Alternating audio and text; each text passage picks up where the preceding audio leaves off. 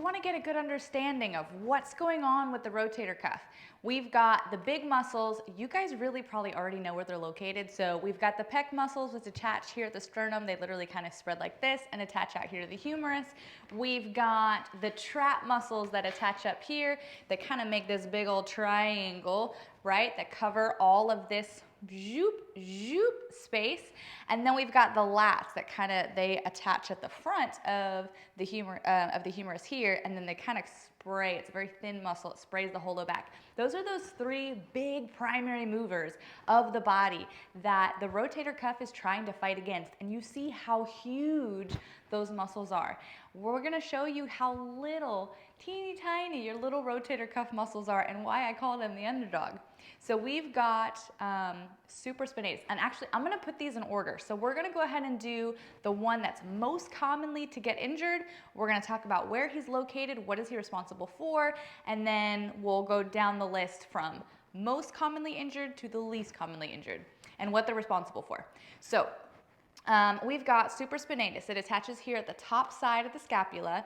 It comes up and under in here and then attaches to the humerus. So when this muscle gets injured, it's usually because the muscles are not supporting. It's not sucking it in, okay? Now, his humerus is attached, it's screwed on, right? But let's say if you were to abduct, okay? So the supraspinatus is responsible for abduction, but so are the traps, and the traps are much bigger, and they'll win the battle if you let them. So when it lifts up like this, if this muscle, this little guy doesn't engage to suck it into the joint, it's going to lift and knock into the other bones, and it's going to slowly fray that supraspinatus muscle. So that's the most commonly injured. It usually happens from lifting things incorrectly. Maybe they're doing an exercise, like it could be lateral raises, and they're constantly doing this and not paying attention to what's going on, or they're lifting something big and awkward shaped, and sometimes that's what does it too. Okay, but this muscle is responsible for abduction, AB, abduction of the shoulder, and keeping this humerus sucked into its socket so it's not banging into anything. Okay, then we've got infraspinatus. It's the second most common muscle to get injured, and this one kind of covers the surface area of this scapula and then comes over and attaches here to the humerus.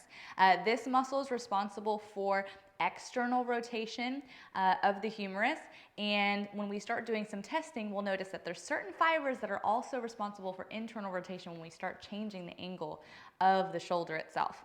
Then we've got Teres Minor, which kind of attaches here towards the blade of that scapula and then again comes out here to the humerus. And it's actually kind of easy to remember those attachments because it actually creates the word sit. So supraspinatus, infraspinatus, Teres Minor, that kind of like wrap this whole, I don't want to say head because the head is really like more what's inside, but that fossa of the humerus bone. Now the last one and the least common to get injured is going to be subscapularis. This muscle is responsible for internal rotation of the humerus, and it attaches on the inside, right, or the underside of the scapula and then comes out to that humerus.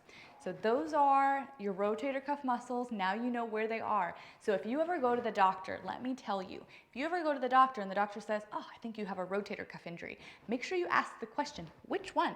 Because I'll tell you that that is probably the most common question that I've asked anybody that comes forth to me about having a rotator cuff issue or tear. They're like, oh, the doctor told me I tore my rotator cuff. Which one? Because that's going to be the most important information to know what muscle is not doing his job. Now granted, do I do my own assessments and everything else? Of course, but I think it's really important that doctors pay attention and give patients as much information as they're willing to. And I realize that not everybody, you know, it goes over people's heads sometimes, but if you can educate, educate the people that are around you into what these things are and what are they responsible for, what do they do, you're going to be so much less likely to injure it and create problems in the future.